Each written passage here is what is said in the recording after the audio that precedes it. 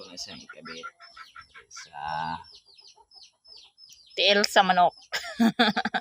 Tiil sa manok nga walay lawas. Asa ka ang lawas ana.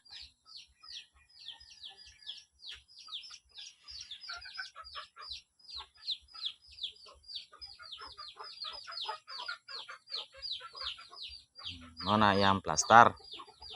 Tanawan niyo. Muna siya alauna nga plaster. Pag umani mo siya plaster, imo dayon siyang imo pa siyang iduot-duot aron dili siya mapandog. Dayon imo siyang baatan o kalima sa duha. Tarong na to. Duha. Tulo. Upat. Lima. Lima. Dayon saka po tadi sa taas. 5 gihapon. Isa, duha, tulo, upat, 5.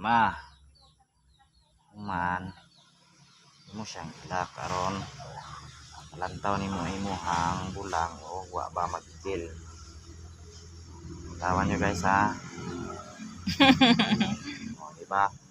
Ang iyang tumoy side kay diri sa iyahang siko. Ito na po siyang tangon kaya itong ilak o balik diri sa pikas na po. Kalima gapon. Isa, duha, tulo, upat, 5. Dayon ilak nimo siya diha.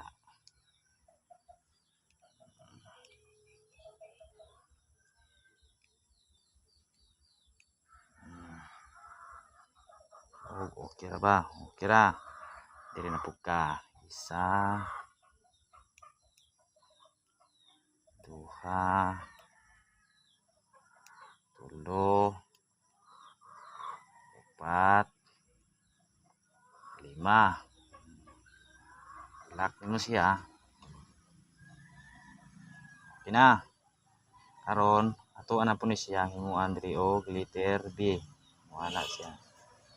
Letter B. Ito siyang ilak diri. Ayon ato siyang ana diri. Diri na to siya banting sa babaw.